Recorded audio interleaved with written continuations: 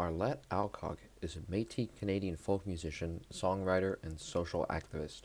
She is known for performing her outspoken songs, which detail the past and current challenges facing Métis and Aboriginal Canadians, and spreads awareness about issues such as racism and residential school abuse. Arlette started involving herself in activism through her songs as a result of her unfortunate upbringing. Her parents suffered childhood trauma and racism when they were young, with her father having attended a residential school. Her parents fell victim to alcoholism, drug abuse, and jail time. Her parents decided to start fresh and moved to British Columbia, where Arlette was born. She grew up facing similar problems that her parents did, mostly racism, resulting in Arlette growing up angry and bitter. Eventually, she found an outlet for her pain and aggression in the form of music and songwriting. From then on, she used her songs to promote and bring awareness to Indigenous issues. Arlette released her first album in 1997 called Tribe of One. Her second album, Wolf Girl, came out in 2007. Both albums received airplay on Aboriginal radio stations in Canada and the United States, as well as the CBC National Radio in Canada. As mentioned before, many of her songs touched on the issues, both past and present, facing Indigenous communities. These include alcoholism, drug abuses, sexual assault, the destruction of Indigenous culture, and many others that Arlette tries to spread awareness about. For example, in her song Promised Land, Arlette sings about the struggles of some First Nation people, highlighting some of the problems plaguing Indigenous communities. It details the events of an Indigenous girl with a dysfunctional family life, and due to a lack of opportunities, she turns to prostitution and drug abuse to sustain herself. I left home when I was half grown, couldn't get along with my dad. There was never enough to buy me schoolgirl stuff, my body was all that I had.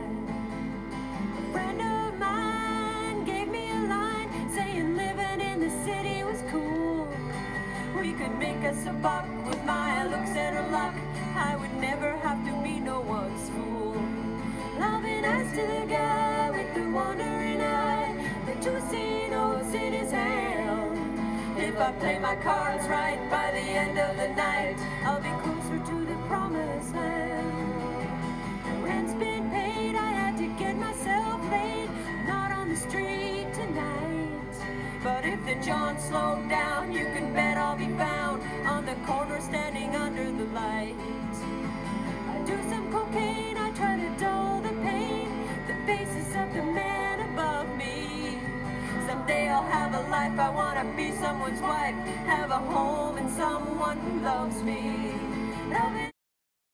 Arlette's songs have earned her great praise and recognition from Indigenous institutions and organizations for bringing awareness to these kinds of issues. Arlette won Songwriter of the Year at the 2008 Native E-Music Awards and was selected as a nominee for the Independent Singer-Songwriters Award Contest in 2009 and as an honor award winner at the 10th Annual Great American Song Contest.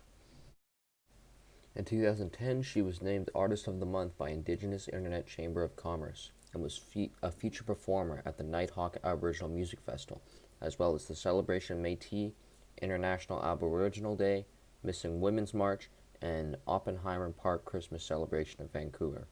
Arlette continues to perform at events and spread awareness for Indigenous people. Because of activists like Arlette, who are bringing more and more attention to the issues facing Indigenous communities, these problems are being brought more into the public consciousness. As a result, more is able to be done to fix these problems. For example, since 2015, the government has invested nearly $2 billion to build new public water systems in First Nations communities, and for repairs and upgrades to existing systems. Since then, more than 80 long-term drinking water advisories have been lifted, and the government is on track to eliminate all of the water advisories by March 2021. Furthermore, the Canadian federal government budget for the fiscal year 2019 to 2020 made targeted investments that strengthened the assisted living program, which provided daily living support to First Nations communities that help people maintain their independence and stay in their homes and communities, closer to their families and friends. The plan also puts $1.2 billion over 3 years to continue to implement Jordan's Principle, which is the Canadian principle that ensures First Nations children living on and off reserve have equitable access to all government-funded services. This is done by ensuring that all First Nations children can access the health, social, and educational services they need when they need them. This type of support and awareness is because of people like Arlette, who continue to remind us of the issues experienced by Indigenous people.